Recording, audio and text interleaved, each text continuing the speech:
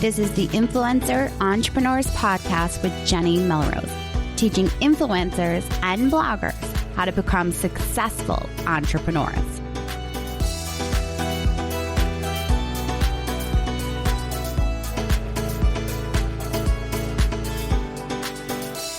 This is episode 114 of the Influencer Entrepreneurs Podcast with Jenny Melrose. Today, I am speaking with Julie Ball from Sparkle Hustle Grow. And if you're not familiar with her subscription box, you are definitely going to want to make sure that you check it out. It is a monthly subscription box that delivers everything meant for female entrepreneurs. It is by far my favorite subscription box out there, and I look forward to it every single week. You'll hear us talking more about it, but today I am speaking with her to find out how to create a subscription box. I've had a lot of you reach out to me asking me questions, and I thought rather than me trying to do the research, why not I just go to someone who has a successful business doing it? So we are going to dive into that interview. Before we get started, when this actually airs, we are 2 weeks away from Influencer Entrepreneurs Academy. If you didn't get yourself a ticket and you're not able to attend, I know that one of the biggest draws for the conference was the fact that I'll be doing masterminding as part of the conference, where you sit with other bloggers who are in different niches so that you can learn from each other and apply different principles based on what the speakers are talking about. If you can't attend, not to worry, because I still have spots open and available for my Scaler and Builder Mastermind programs that are kicking off. So make sure that if you haven't already applied for that, you're interested in doing a mastermind that is facilitated by myself, you fill out the application so that we can get you into a program that is right for you. All right, guys, let's dive in. Good morning, Julie. How are you? I am good. How are you today? Very good. I am so excited to get to talk to you more about your business. Will you introduce yourself to everyone? Tell them a little bit about yourself as well as your business. Yeah, absolutely. So my name is Julie Ball, and I'm the founder and chief sparkler at Sparkle Hustle Grow, which is a monthly subscription box for female entrepreneurs. It is our mission to cut through the clutter, through all of the things, to bring you the best of the best when it comes to personal development and business trainings and resources and tools for your office. Awesome. And I am a monthly member. It is honestly my favorite thing. When I see you guys talking on Instagram about the box going out, I get all giddy about waiting until it comes to my box. And the best part is it's a business expense. It's a write-off, which you can't say that about any of the other boxes like FabFitFun and BarkBox, which are super fun to get as well. But what's so unique about this is that everything in it is going to help you move mountains in your business, and you get to write it off. Yes. And I love it because it's like all little kind of things that you don't necessarily want to spend, go out and get yourself. The pens. I mean, I'm literally holding one of mine right now. I love these pens. There's so many little things. I think I look at my desk and I'm like, oh yeah, that's from Sparkle Hustle Grow. That's from Sparkle Hustle Grow. It's awesome. I absolutely love it.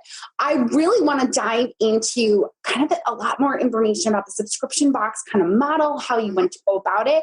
And my audience has been asking a ton of questions about it because a lot of them are interested in possibly developing them for themselves and their websites. So one of the first questions that I have for you is, how do you source the items in your monthly subscription box? Yes. So I get asked that question a lot. Sourcing is by far the most fun part, but also the most frustrating and time-consuming part. So I'm always on the lookout for new products. Being an office supply box, I find lots of great products at Target, at Staples, Office Depot, anywhere I'm going. I have my eye out, like looking for products. When I'm at a store physically and I see an item, I either pick one up as a sample because I like to bring one home, test out the quality, make sure it physically fits in our box because our boxes are only 6x9x3, which is pretty small. But if I don't end up buying one, I'll take a picture of the front and I'll take a picture of the back next to the price tag. That way I know what product it is, but on the back usually is a product item or a website where you can look up the company that made it. And then if you get a picture of the price, you can generally assume that most wholesale prices are about 50% off. So if you see Target selling it for $10, then as a wholesale buyer, you can usually get it for about $5. So that kind of gets you in the right frame of mind of, okay, what does this fit the budget? Does it fit the box? And will it fit well with other items? And then other places that I source at are, I just go look for things on Amazon. I'll look for things on Etsy. Now, we have about 1,300 subscribers right now. So an Etsy seller, it's a lot of times hard for them to hit those quantities. But in the early days of Sparkle Hustle Grow, we bought things off of Etsy, and it's really great to support those local businesses and those small businesses. So I'm always looking there. And then I ask my subscribers, what do you want in your boxes? And so often we have this private community for our subscribers. And so often people will just be out and about and they'll snap a picture and share it in the group. And so it's this combination of me being, out at stores, looking for things online, and then subscriber feedback. And then one last place that I go to, we just got back from New York City. In February, we went to the National Stationery Show, and it was super fun. It's exactly what you would expect it to be, a huge room full of stationery, pens, cards, journals, all these great things. And that's a really efficient way to source items, is to go where all of your vendors might be. Take your box with you and show them, what your box is, how their products fit in it. And this year we were actually able to make some buys on site, which was really fun. So smart. And I think that would just be easier too, because one of the questions that I have now is, okay, so you take a picture of the actual where their website is. Then once they go to the website, what are they looking for? Like, who are you looking to reach out to? Because I'm thinking from the brand standpoint, we normally look for like PR or anything like that. So is it someone similar, or who are you looking to get in contact with? It's typically going to be someone in sales or marketing. I don't really like to go into it asking for free product. That leaves a bad taste in a vendor's mouth. It gives a bad reputation to the subscription box industry. So I almost always go in with the same line. Hi, my name is Julie Ball, and I run Sparkle Hustle Grow, a monthly subscription box for female entrepreneurs. We're interested in sourcing X amount of this X product. Who do I need to speak with about this? And that just gets the conversation started. It's such a simple way to kind of get your foot in the door. I send that via email, or I'll send it via a contact form on the website. Or even if they don't have any, wholesale information on their website, go to their Facebook page. 9 times out of 10, you can message someone from there, and they'll be able to at least point you in the right direction. Okay, I love that. So now, how far out are you actually sourcing the items for the box? So if we're looking at, like, let's say March is, I feel like a little too close. Like if we were looking at April. Yeah. So at this point, I'm looking typically at 3 months at a time, 3 months out, specifically because sometimes vendors need that extra time to pull together the amount of inventory that we need. Because when we buy something, we're buying 1,300 to 1,400 of one specific item. And because all of the boxes are the same that we send out, they're a batch shipment of the same products. Right. So, it's not surprising to buy that far out, but then sometimes, things fall through and you have to hustle. And the shortest time frame that I've seen that I've had to buy was 2 to 3 weeks out in advance. And companies like pen companies or stationery, they can usually hit those types of deadlines. But when it comes to sourcing tech gear or books, usually need a little bit more of a lead time. Okay. Plus, that gives you time to, one, negotiate with them. Whatever price point that they give you right away, you can always ask for better. Can you give me free shipping with that? Or can I get an extra 10% off? It doesn't hurt to ask. If they say no, you can still buy the product. And then you also want to build in enough time for natural, I don't want to say it, but like natural disasters happen. There's fires, there's floods, there's hurricanes. And you have to make sure that you've planned far enough in advance that if something happens and your shipment gets delayed a week or 2 weeks, you still have enough time to repack it and ship it. One thing that we just dealt with and we were prepared for it this year, but in years past we weren't, was Chinese New Year. So sometimes when you buy things, if they're coming across, multiple customs areas, you have to build in extra time. They also could be held at customs if they need further inspection. So there's just all these little things. And that's why I try to purchase so far out, 3 months usually. I love that. No, it's just little things you wouldn't necessarily think of, like Chinese New Year, for example. That's exactly. Great example. What about your custom packaging for the company that you use? Are you using a specific company for that? How do you go about figuring out which packaging to use?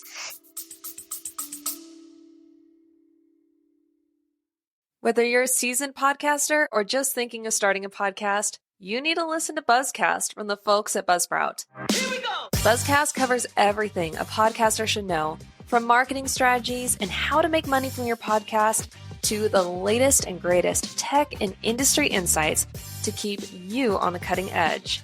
Follow Buzzcast by clicking the link in the description or go to buzzcast.buzzsprout.com and keep podcasting. Yeah. The company that I use currently for Sparkle Hustle Grow is called GiverPack, GIVR Pack. Okay. And what really drew me to them was that they have a social impact side of it. They implement social good within their boxes. So for for all the boxes that we get created for us, GiverPack will I think it's 20x, they will plant 20 times the trees that we actually use. So they're giving back, they're kind of replenishing the resources that we're using to create our business, which makes it, socially responsible. And we've used some other custom packaging firms in the past. We've used Company Box, which is in Charlotte, and you're near Charlotte. And we love them. They did great work, but we just felt that we were in a point where we wanted to build that social impact into our business, and using GiverPack was one way to do that. Yes, I love that. That's such a great thing. And we'll make sure to link to that in the show notes as well, so that others can take a look at their website, get more information. Because I'm guessing they also have different packaging sizes, because you said that yours is 6x9. Is that what you said it was? Yeah, that's right. 6x9x3. So what you do is you speak with them about the different sizes, and there's some standard sizes, so they can, quote those right away. But if you have custom sizes, they're happy to work with you.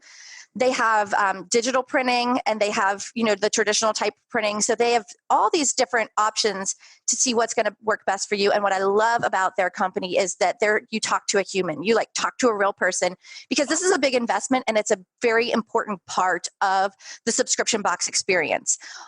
Our boxes are bright pink. So when they show up, it's really recognizable. It's easy to see, if there's a box missing, you can contact your post office and be like, it's a pink box, and it makes it so much easier for them to find. Yes. And just standing out from your typical Amazon mail or your brown boxes. I think for my audience, female entrepreneurs, it's a really important part of the brand experience. Now, that doesn't mean that it has to be that way across the board. Everyone needs to really get to know their target audience and whether or not that would have an impact on their experience. I think that that's so smart. And I didn't even think about the fact that the packaging, because now I'm thinking of my husband's subscription boxes, and they look like typical Amazon boxes. So the fact that it does stand out, that it's pink, it's so smart. I love it. Thank you. So which shipping software do you use? I feel like these pieces, there's so many moving pieces with it. There are a lot of moving parts of this. I use Pirate Ship for our software. We've been using it since I started in October of 2016 when we sent our first boxes. Pirate Ship is a free shipping software that it integrates directly with CrateJoy, which is the software platform I use to run my entire business. And so that was one thing. But two, they don't charge a monthly fee, and they don't upcharge their postage. They use the collective power of lots and lots and lots of small businesses to get those high quantity discounts, that commercial rate that you couldn't get on your own. So for example, if you walk into the post office, you're going to pay a specific rate that the post office gives you at the counter. Then there's commercial rate shipping, which typically with a lot of softwares, you're going to pay a monthly fee to access that. Well, Pirate Ship is a bunch of guys that have been in the subscription box industry themselves were lacking the software they needed and were tired of being gouged on postage prices. So they designed their own software. And it's really intuitive software. It gives you all of your tracking information. It shoots out tracking emails, and their customer service is amazing. And they talk like pirates, which is super fun. That is great. No, I love that there are real people. I think that is so important when you feel like you can just want to ask a simple question. I know. Get to someone. Oh, no, that's great. So now I know with yours, you charge, the shipping is separate. Is that right? We do. We have our box price, and then we have a flat rate for shipping. We only ship to the U.S. and Puerto Rico and military addresses. And we do not include the shipping because we want it to be clear to our audience that what you're paying for here is the box items. And we want to be able to use that budget, that money, to maximize what's going to be in the box. Then over here, this flat rate shipping, that's paying the postage to physically get the box to you. We're so used to the Amazon world of free shipping. Amazon Prime, it's going to be there in 2 days and you're not paying for it. But the reality as a business owner is there is a shipping charge that you have to pay one way or another to get box from point A to point B. So whether you decide to kind of mask that in as, free shipping or shipping included, that's fine. But then you face the challenge of having enough product in your box to match the value of what the consumer knows they paid. So for example, if they just say, for really easy numbers, if they paid $10 for a box and they paid, $5 in shipping, they expect to get $15 worth of product. If that's kind of marketed as free shipping. And so we just, we're selling to business owners. We hope that we're being very clear to them on how it works. We really believe in transparency. So our shipping actually does cost a little bit more than what we charge. And shipping rates increase every single year. And so we do absorb a little bit of it, but we really love the idea of flat rate shipping because it's clear and it lets us maximize the box budget for box items. Does that make sense? It totally does. And that way, as a consumer, like you said, you know exactly the value of what you're getting in the box. And that makes total sense. I love that. It's a big debate in the subscription box industry. And there's no doubt about it that the marketing language of free shipping or shipping included sells better. We've seen it with conversion rates, but for me, I just wasn't willing to compromise that perception of, because people, they will add up the retail value of what's in the box to make sure, not everybody, but there's going to be those customers that do. And so we just wanted it to be, a non-issue from the get-go. Right. Okay. So I knew one of the questions that came up with a client that's starting a subscription box, and her concern was about the home address. Yeah. How do you handle that? Are you using your home address as where it's being shipped from as a sender, or no? We don't. We use a P.O. box. And when you're shipping from home and then have a P.O. box, like a lot of people will start shipping from home. We shipped from our house until we hit about the 400 to 450 mark. And then we hired a warehouse because we physically ran out of space. So we use a P.O. box, and our warehouse is actually really close. It's within, say, probably 20 miles of our post office. So we can still use that P.O. box, even though it's being shipped from the next town over. Okay. So I don't know what the actual terms are when it comes to the post office, how close it needs to be from your shipping origin to your shipping, your return destination. Does that make sense? Yes. But we are close enough that we can use that P.O. box. Otherwise, if you're using a warehouse, they could be returned right back to the warehouse and use the warehouse shipping address. But I definitely don't recommend using your home address. That's just putting it out there. And, you have to protect your family and you want to protect your business. You should have a business address anyhow. So That's what I recommend. I really love using the P.O. box. It's been seamless for us. Okay. Yes. No, that's definitely smart to do. Like you said, with your family and whatever else. Absolutely. So what is the best profit margin for a subscription box? Is there like a go-to percentage that you should be looking for? Well, I can't answer that with a one size fits all. And here's why. Some people are making their own product. They're obviously going to have a better profit margin than someone like me who's buying product from another person. Okay. And then there's the idea of I run a discovery box where every single month there's different things in there versus a replenishment box like a razor box. If you sell razors, you know what your cost is for your box every single month. And it's not going to change because you're pretty much shipping the same thing. Right. So there's a lot of variance because of those factors. What I've seen in the industry is to reach for anywhere between 30 to 50%. Some months I'm below that. Some months I'm way below that. But that's a good it's like a moving target. You know what I mean? Right. I know going into each month what my budget is. If I max it out, this is what my product budget is. And then I have, this is what's going to be covered for shipping. And this is what's going to be covered for any other kind of the cost of doing business type things. So you have to look at it that way to figure out what is variable each month and give yourself a good range to stay within that kind of variable budget. So I would say somewhere between 30 and 50%. But again, even if it's 20 or 25, that's still okay, especially at the beginning, because with the subscription box industry, it's definitely not a get rich quick scheme. You can grow your profitability through the efficiencies of scale. So say you buy 50 books from someone, you're going to get X price. Say you're buying 1,500 books from them, you're going to get a better price. Right. And so there's ways for you to improve that profit margin as you grow and scale your subscriber base. Okay. That is what I was thinking, was the example that you just gave with the 50 and the 1,500. You're going to get it at a less expensive price for the 1,500, just like you would. Yes. Right. No, that makes total sense. Okay. All right. So when you first started, did you pre-sale? I did. So I think it's so important to have a pre-launch and a pre-sale. So the pre-launch to me is when you start sharing that, hey, I've got this new idea, we're launching it, you've started your social media, maybe you have a landing page to gather email addresses. That's what I consider your pre-launch. And the sooner the better for that, in my opinion. Start getting it out there, start sharing information, asking questions. And then for me, for a pre-sale, I like to say, I coach other students or I coach other aspiring subscription box owners, and I tell them a pre-sale in my eyes is you have your VIP email list.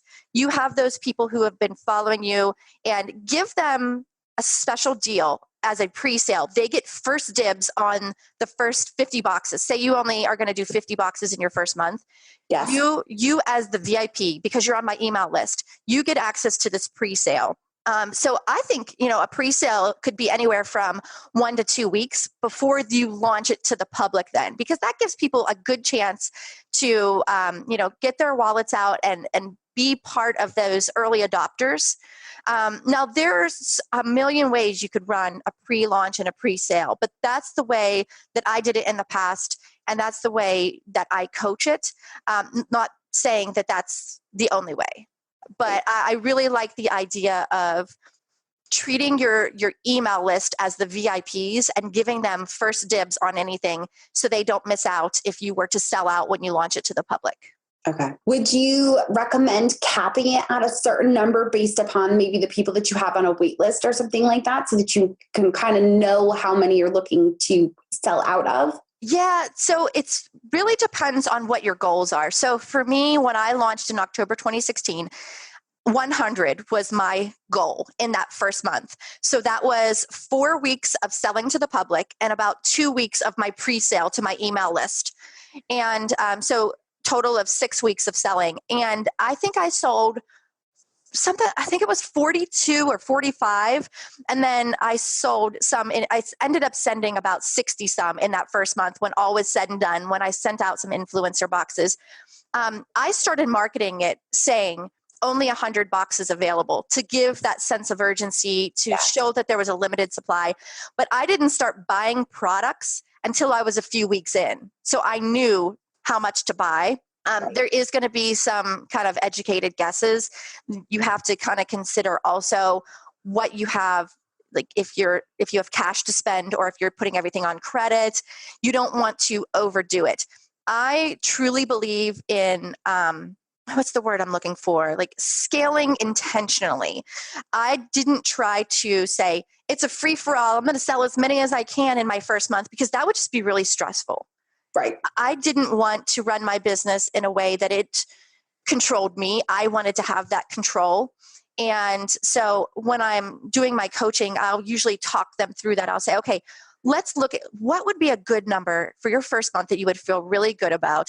Let's just start marketing with that number. And you know what? If you sell them all and there's time, then buy some more inventory and say, okay, 20 more freshly released. Get your hands on these now. We will sell out.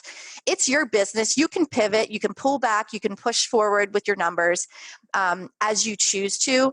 But I always just think you need to put it into perspective where it's not going to really stress you out about not hitting that number or playing too small or playing too big. It's your business. It's your own race that you're running. So do what's best for you in your current situation. So I guess that kind of goes along with another question that I have for you. Do you recommend stopping? So let's say I know a lot of times people do themed boxes, right? And they'll do it up to, so this is March's box. Do you recommend cutting it at a certain point and saying, okay, March is done. Now I'm looking to do for April, and you change over maybe the sales so that people can, the sales page or however they're signing up. Does that make sense? Yes, absolutely. So with the subscription box industry, that's exactly how it works. You have a sales cycle. And so to make a really easy example, say you start selling your box on the 1st through the 30th. Okay. And you're selling all your March boxes during that time frame.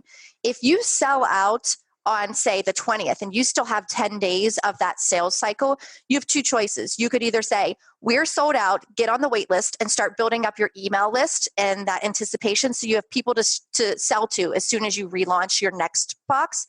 Or you can reach out to your vendors and say, hey, can I get X more of these? Can I get 50 more of these? And then just continue selling. Okay. So there is typically with a batch shipping, like I do, I ship out all of my boxes on the same day on the 18th.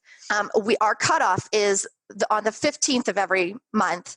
It's on the 16th of every month. And so we start selling the next month's box on that 16th, like when it switches over to the next month.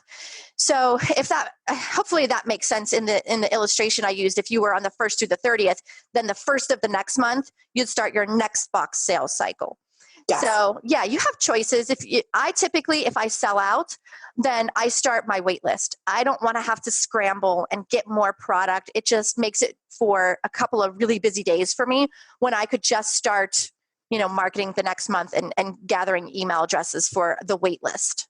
Yes. I remember when I signed up, it was past that 16th. So I knew that I wasn't getting like that next month coming, but it was to get in as the box that were becoming after that. Yeah. And the good thing is too, if you don't sell out, you can still put those in an online shop and people can buy them afterwards. So if I have more than enough inventory, as soon as that cutoff date hits, I start selling the next month's, and then I put any excess inventory in the shop and start promoting that a little bit. Say, hey, did you miss out? We have a few left. Go to the shop and snag yours. So that's one thing that a lot of new subscription box owners really get anxious about, and I did too, is having excess inventory, too much rather than selling out. And there are so many ways to use that excess inventory, whether it's selling it in the shop or sending it to events to be a sponsor or sending it to influencers. There's so many ways. So I would encourage people to think about that too. You don't want to overshoot your inventory, but if you do, it's okay. Don't panic. Right. Yes. So you mentioned Cratejoy. How exactly are you using that site? So it is a cart software that is specifically made for subscription boxes in that it is recurring. So you choose what your cutoff dates are and when your renewal date is. So for us at Sparkle Hustle Grow, our renewal date is the 30th every month. So Cratejoy on the 30th of every month renews everyone that's on a month-to-month subscription. It's like that automatic thing.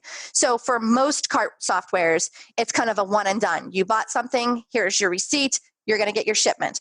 For Cratejoy and the subscription industry, it's that renewing thing. Now you can either do it batch shipping like I do, where everything happens on the same day, or an ongoing shipping where it's you renew on the anniversary of when you bought it. So a lot of replenishment boxes are like that. So again, for the example with shave clubs, you get say you bought it on the 1st of the month, you get your package on the 1st of the next month, you're going to renew again and get your package. Make sense? Yes. It's totally. kind of a really messy kind of way of looking at e-commerce, but it's really a great model because that recurring revenue helps you project better.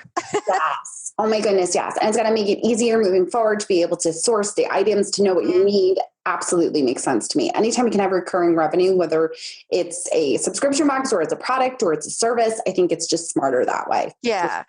So then the other side of Cratejoy is they have a marketplace. I'm not sure if you're familiar with that, but think of Etsy where vendors can list their products. Cratejoy is a marketplace for subscription box owners where you can list your subscription box. And I have a listing there. And on average, I get about 20 to 25% of my business from that marketplace every single month. Okay. And so there's no fee to be on the marketplace. It's a pay per acquisition. So if they make a sale on my behalf, then they have a kickback fee. I pay them a percentage of it. Right. Okay. That makes total sense. So now, is there a social media platform that you have found it works well to be able to market your subscription box? Yeah, we just focus on Facebook and Instagram, but primarily on Facebook because we use Facebook ads at this point. In the early stages of the business, I didn't use Facebook ads and I used, genuine interaction in Facebook groups, which Facebook groups are a little different now than they were 2 years ago. Yes. And we have a referral program. So all of those things work really, really well on Facebook primarily. And a lot of people do their unboxing videos as Facebook Lives. So that's where we see most of our conversions. Now, the Instagram side of it works really well for our pictures and our behind the scenes. People love to see pictures of the warehouse, like the dirty, messy warehouse. And then, actually it's not dirty. I shouldn't say that, but it's like concrete floors and shelving and not a pretty office, what you're expecting to see. Right. But they love to see that hands-on, like behind the scenes work. And that gets some of our most interaction are those behind the scenes pictures on Instagram.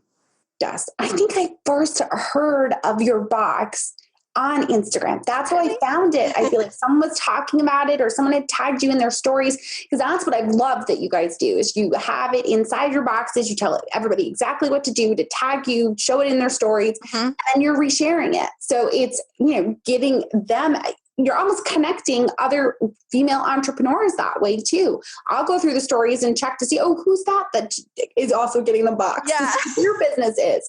So yeah, no, I love the model that you're using. I just think it works so very well.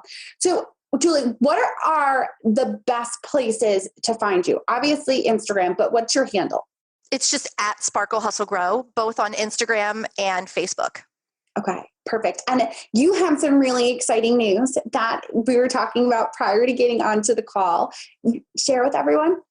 Yeah, absolutely. So we're hosting a Work Hard, Play Hard women's business retreat this fall in September of 2019. And it's going to be in Riviera Maya, Mexico. And we are going to get spoiled while we're there because with Sparkle Hustle Grow, our kind of the way we think of the hustle is very different than that work that you just see everywhere.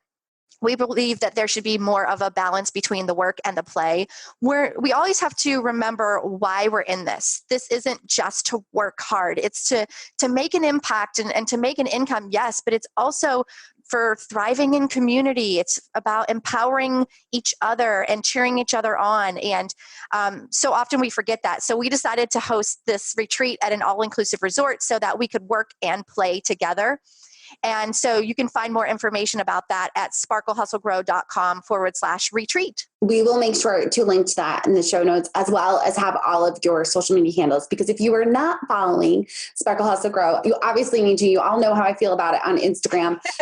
Make sure you're tagging and taking a look. We will also have a link, obviously, to the website so that if you're not doing the best business expense ever yet, you can make sure that you do. It is honestly my favorite thing that comes every single month, and it is a fabulous business expense. Thank you. Yes. Thank you so much, Julie, for taking the time to hop on and to talk to us. Julie is also a sponsor of Influencer Entrepreneurs Academy this year. So we are so very grateful that you're being part of our community as well, and just appreciate you so much.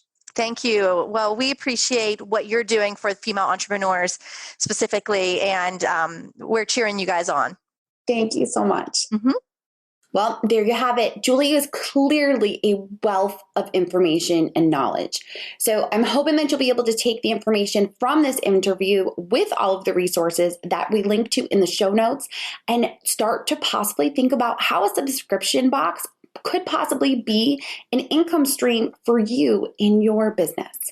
I appreciate you guys so much for taking the time to listen to the podcast. If you have a chance to leave a review, I would so appreciate it. It helps others to be able to find me. Plus, if you would be so kind as to leave a screenshot on Instagram stories. I love being able to see where you guys are listening, how you're listening. So if you take a quick screenshot of the episode that you're listening to and just tag me at Jenny_Melrose on your Instagram stories, you'll get a message back from me as well as a reshare. And I do so appreciate it when you guys do that, because again, it gets the word out. And with podcasters, it can often be difficult because if you're not someone that listens to podcasts, you're not necessarily going to know about it. So having other people that listen to podcasts talk about it just gives me the opportunity to get in front of more people. And you know that for me, it's really about helping people be able to move forward. So until next time, I will see you all then.